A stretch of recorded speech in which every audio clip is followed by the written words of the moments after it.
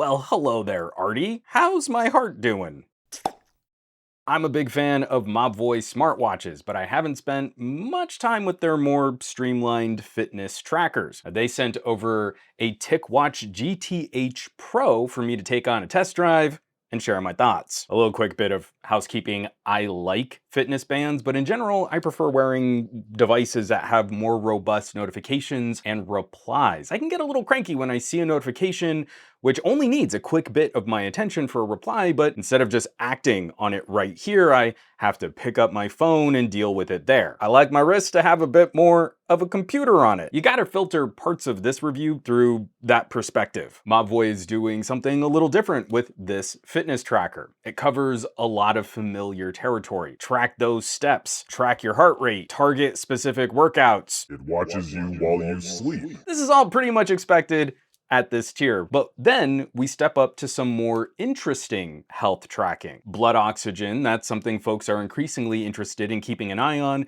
for activity tracking. There's a skin temperature sensor on the underside of the watch. Actually, the whole back sensor housing is pretty complex. This GTH is rated to around 50 meters of water resistance, but Mobvoi still recommends the use primarily in shallow water or swimming pool workouts. Again, water depth is different than water spray. So those water resistance ratings likely aren't based on jets of water hitting the watch, but it should be decently robust going a bit deeper. Now, there doesn't seem to be the same kind of beat-to-beat heart rate sensor as on the TicWatch Pro Ultra, but the GTH has a different trick up its sleeve. Or I guess you could say it's a different trick up your sleeve. There's no ECG sensor. Instead, there's a separate PPG sensor housing on the side that scans through your finger for heart and arterial health. It combines a highly accurate heart rate scan with an optical scan of blood flowing through your finger to craft a record of your heart health and your artery health. This combination of sensors and data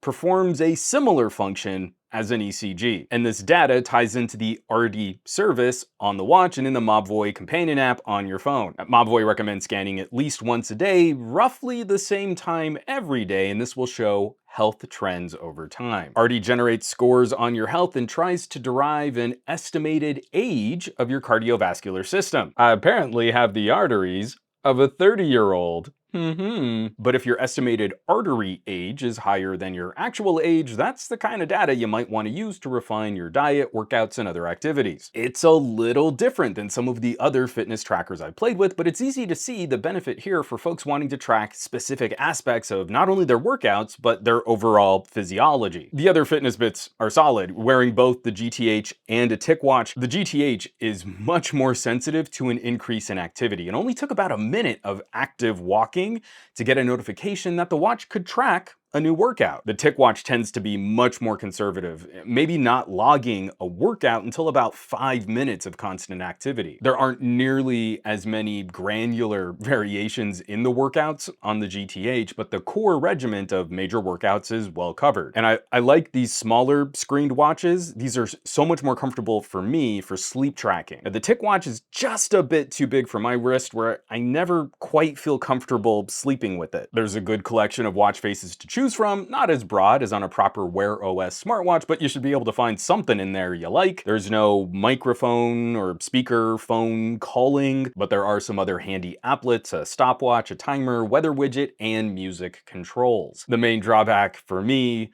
how rudimentary the notification support is. The Mobvoi app seems to just have a static list of supported apps for notification. That's not necessarily the list of apps on your phone. And you don't get much information from the notification when it hits your wrist. The only action you have at present is dismissing the notification. So I hope the Mobvoi team can maybe add some other actions, or maybe a short list of quick replies. Battery life has been very good. I've not yet let it get to empty. Mobvoi estimates between 7 and 10 days on a charge, and I got into a comfortable cycle of charging it up every 4 days. Just to top it off, I had plenty of room to spare. My only hardware gripe, the charge cable that comes with this is different than the charger on the other TicWatch line of smartwatches. I really wish they would give us a standardized connector so that no matter what TicWatch you had, you could be a little bit more confident you had a charger that would work with it. And it's a fiddly little magnet magnetic cable. My very first time trying to charge this, I didn't have it lined up right, and just the pressure of the watch band caused it to pop off. It didn't really charge. It was super easy to reset that connection. Okay, but putting this all together, I like that this feels like a fresh take on a fitness tracker. It covers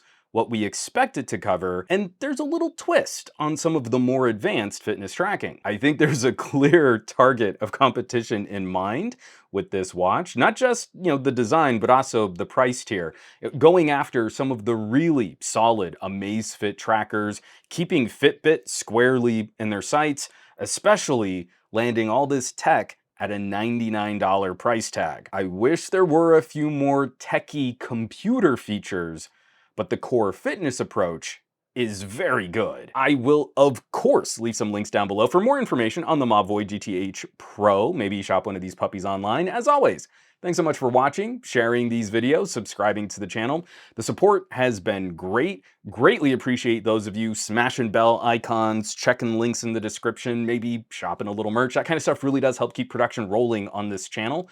Full list, all my affiliates and partnerships on SomeGadgetGuy.com, or you might consider, just maybe, joining the list of names scrolling by on your screen from my Patreon, patreon.com/SomeGadgetGuy. This list is basically the coolest collection of tech pals in the universe, so I hope you'll check them out. Now, you know where you can find me around the rest of the internet, at SomeGadgetGuy on the Twitters and the Twitch, Facebooks and the Instagrams, and I will catch you all on the next review.